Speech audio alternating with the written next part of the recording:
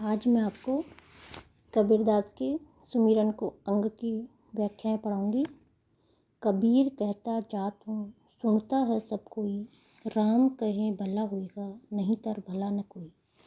ये जो प्रस्तुत साखियाँ हैं ये कबीरदास द्वारा लिखित सुमिरन को अंग से ली गई हैं। इन पंक्तियों में भगवान राम के नाम का स्मरण करने के लिए कहा गया है। इन पंक्तियों के माध्यम से कबीरदास जी कहना चाहते हैं कि मैं विश्वास के साथ हमेशा कहता जा रहा हूँ और सब लोग मेरे कथन को सुन भी रहे हैं कि भगवान राम का नाम स्मरण करने से ही कल्याण होगा, अन्यथा किसी का भला नहीं होगा। इन पंक्तियों में नवधा भक्ति में नाम स्मरण को विशेष महत्व दिया गया है। अनुप्रास और यमक अलंकार का प्रयोग किया गया है। दूसरी जो लाइन है, कबीर कहे मैं कथी गया ब्रह्मा महेश, राम नाम तत्सार है सब काहू उपदेश। इन पंक्तियों में कबीरदास जी कहते हैं कि मैं यह बात स्पष्ट रूप से कह रहा हूँ और यही बात भगवान शिव जी और ब्रह्मा जी भी कह गए हैं और सभी का यही उपदेश है कि राम नाम अर्थात भगवान का नाम ही इस सृष्टि में वास्तविक सार तत्व है। इन पंक्तियों का आशय ये है कि परमात्मा के नाम का हमेशा स्मरण करते रहना चाहिए। इन पंक्तियों में अनुप्रास, यमक और काव्यलिंग अलंकार का प्रयोग किया गया है। तीसरी जो पंक्ति है, तत तिलक तिहूँ लोक में, राम नाम निजसार, जन कबीर मस्तक दिया शोभा अधिक अपार। इन पंक्तियों में कबीरदास जी कहते हैं कि राम सार तत्व या परम तत्व, यही तीनों लोकों में मूर्धन्य है और तिलक रूपी तत्व है। विनीत तथा भक्त कबीर ने इसी परम तत्व रूपी तिलक को अपने मस्तक पर धारण किया है, जिससे उनकी शोभा बढ़ी है।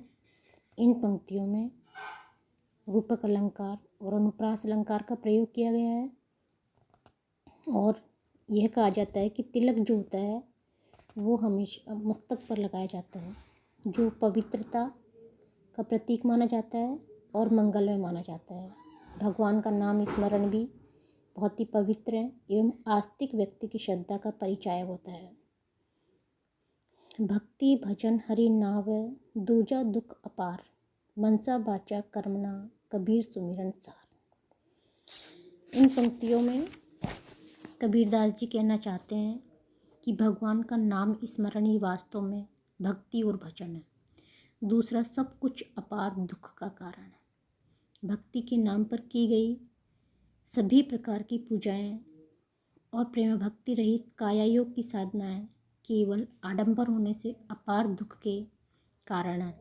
अतः मन, वाणी और कर्म से भगवान का नाम स्मरण करना ही सार तत्व है। आत्म कल्याण के लिए राम नाम का स्मरण करने का इसमें कबीरदास जी ने उपदेश दिया है।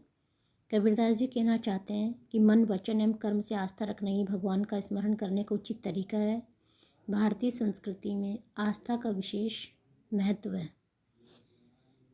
इन पंक्तियों में अनुप्रास और काव्यलिंग इनका अलंकारों का प्रयोग हुआ है और आडंबर युक्त भक्ति का विरोध कबीरदास जी ने किया है।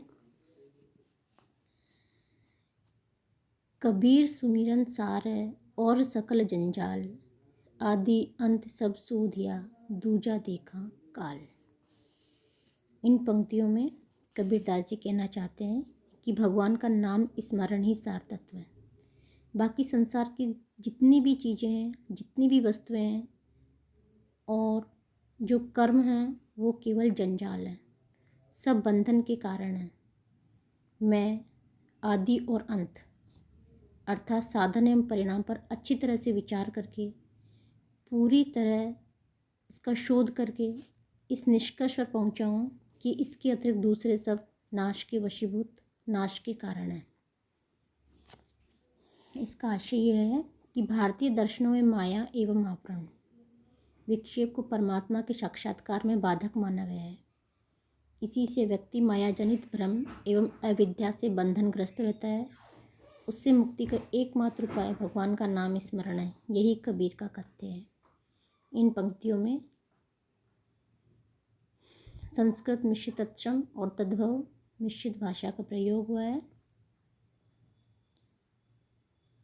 अनुप्रास अलंकार का प्रयोग हुआ है।